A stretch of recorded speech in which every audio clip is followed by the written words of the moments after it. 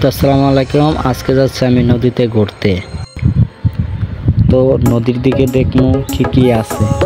তো অবশেষে চলে আসলাম নদীর দিকে। তো দেখেন নদীতে আজকে দেখা যায় না কিছুই। তো নদীতে আজকে নৌকা কিছুই নাই। তো দেখতে থাকুন।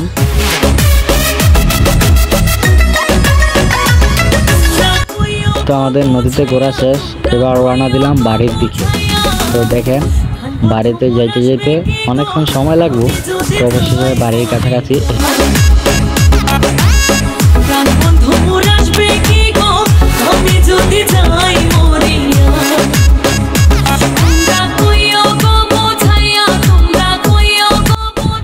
তো চলে আসলাম বাড়ির কাছে।